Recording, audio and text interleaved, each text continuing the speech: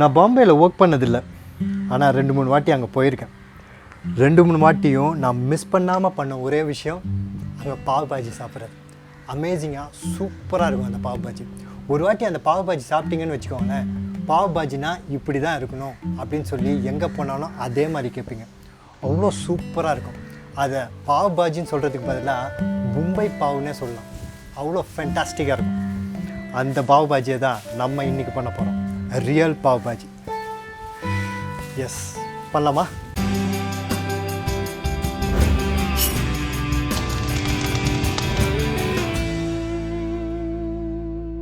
என் அன்பு வணக்கம். பாவ் பாஜி பண்ணுறதுக்கு பெரிய இன்க்ரீடியன்ட்ஸ்லாம் ஒன்றும் இல்லைங்க. உருளைக்கிழங்கு, பீன்ஸ், கேரட், பச்சை பட்டாணி போட்டு தான் பண்ண போகிறோம். சில பேர் காலிஃப்ளவர் போட்டு பண்ணுவாங்க. நாம் இன்றைக்கி போட்டு பண்ண போகிறதில்ல. உங்களுக்கு வேணும்னா நீங்கள் போட்டு இது பண்ணிக்கலாம். அதுக்கு ஒரு 4 உருளைக்கிழங்கை நான் வெட்டிக்கிறேன். இந்த உருளைக்கிழங்கை இப்படி வெட்டிக்கலாம். பொதுவாக நம்ம உருளைக்கிழங்கு வேக போடும்போது கொஞ்சம் பெருசாக தான் கட் பண்ணி போடுவோம். இப்படி வெட்டி போடுறதுக்கான காரணம் சீக்கிரமாக வேகிறதுக்காக தான். ஏன்னா இதோட சேர்த்து நம்ம கேரட்டு, பீன்ஸு, பச்சை பட்டாணிலாம் சேர்த்து வேக வைக்க போகிறோம். ஸோ 15 நிமிஷத்துலேயே ஒன்றா எல்லாம் சூப்பராக ரெடி ஆகிடும். இப்போ நம்ம தக்காளி சேர்த்துக்கலாம். தக்காளி நான் சின்ன தக்காளியாக இருக்கிறதுனால 5 தக்காளி சேர்த்துக்கிறேன். நீங்கள் மீடியம் சைஸ் தக்காளியாக இருந்தால் 4 சேர்த்துக்கோங்க போதும்.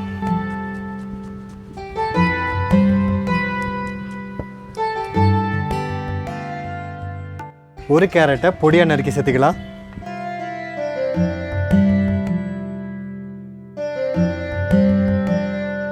அப்புறம் 7லேருந்து 8 பீன்ஸை நான் வெட்டி சேர்த்துக்கிறேன்.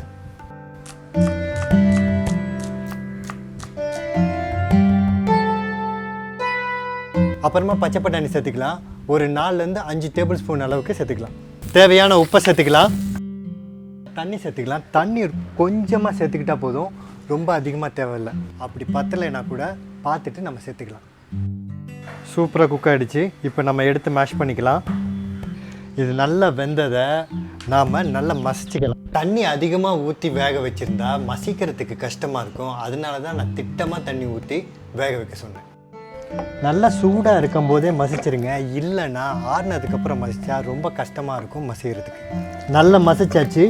இப்போ நம்ம பாவ் பாஜிக்கு கிரேவி ரெடி பண்ணிக்கலாம். 1/2 இன்ச் இஞ்சியும் 5 பூண்டையும் நம்ம இடிச்சிக்கலாம்.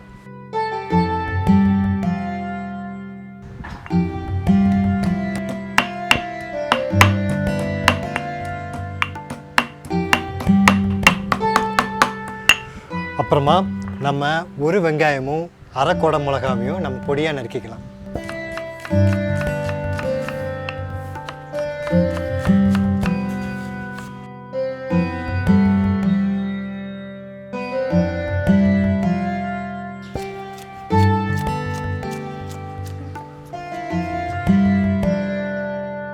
ஒரு பச்சை மிளகாவை பொடியாக நறுக்கி வச்சுக்கலாம். 1/2 டேபிள் ஸ்பூன் எண்ணெய் ஊற்றிக்கலாம். அதுக்கப்புறமா ஒரு 20லேருந்து 30 கிராம் பட்டர் சேர்த்துக்கலாம்.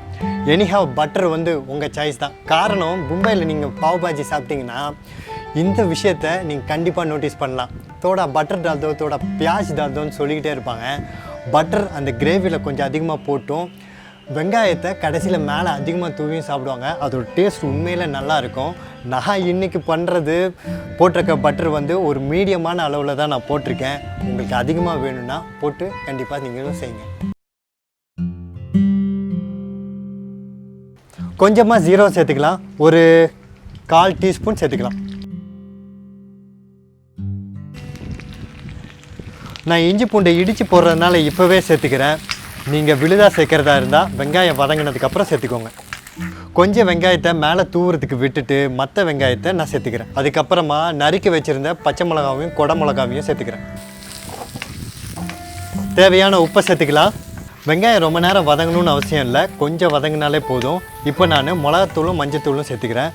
1/2 டேபிள் ஸ்பூன் மிளகாத்தூள், 1/4 டேபிள் ஸ்பூன் மஞ்சத்தூள். அதுக்கப்புறமா பாவ் பாஜி மசாலாவை 3 டேபிள் ஸ்பூன் சேர்க்க போகிறோம். இதில் சேர்க்குறதுல ஒரு சின்ன ட்ரிக் இருக்குது. பாதி மசாலாவை இப்பையும் மிச்ச பாதி மசாலாவை ஃபினிஷ் ஆகிற ஸ்டேஜ்லேயும் போட்டு சாப்பிடும்போது அதோட டேஸ்ட்டும் ஃப்ளேவரும் ஃபென்டாஸ்டிக்காக இருக்கும்.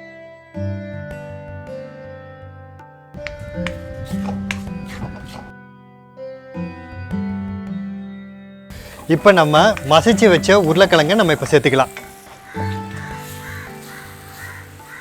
உருளைக்கிழங்கை போட்டதும் ஒரு 30 செகண்ட் நல்லா பெரட்டி விடுங்க. அப்படி பெரட்டி விடுறது மூலயமா கேரமலைசேஷன் நல்லா நடக்கும். கேரமலைசேஷன் நடந்தால் நல்ல டேஸ்ட்டு பல மடங்கு கூடும். இப்போ நம்ம கொஞ்சமாக தண்ணி சேர்த்துக்கலாம். நான் முதலியே 20 to 30 கிராம் பட்டர் சேர்த்துக்கலாம்னு சொன்னேன். அதில் நான் பாதி தான் நான் சேர்த்துருக்கேன். மிச்ச பாதியை இப்போ சேர்த்துக்கலாம்.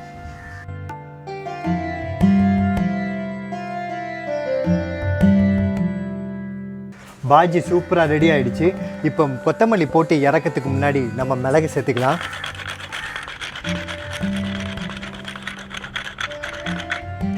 மிளகு நம்ம தினசரி உணவில் சேர்க்கும்போது அது நம்ம ஆரோக்கியத்துக்கு ரொம்ப ரொம்ப நல்லது.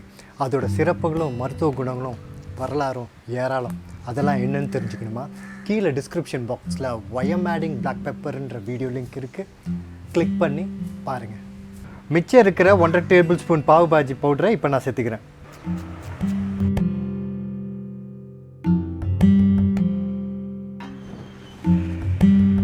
இப்போ ரியல் பாவோட அசம்பிளிங் டைம். இந்த பாவை இப்படி எடுத்துக்கிட்டு கட் பண்ணி நம்ம டோஸ்ட் பண்ணிக்கலாம். இந்த பாவ் வந்து எல்லா கடைகள்லையும் கிடைக்கும். இதில் பட்டரை நல்லா ஸ்ப்ரெட் பண்ணிவிட்டு நம்ம டோஸ்ட் பண்ணிக்கலாம்.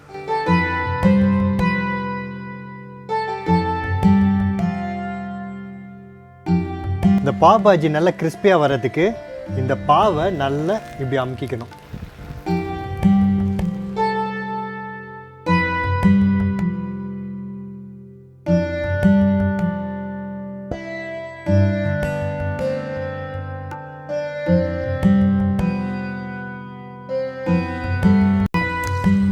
இது வரைக்கும் நம்ம சேனலில் வந்த ரெசிபீஸில் உங்களுக்கு ஏதாவது டவுட்டோ கொஸ்டினோ இருந்தால் என்கிட்ட நீங்கள் கேட்க முடியும்.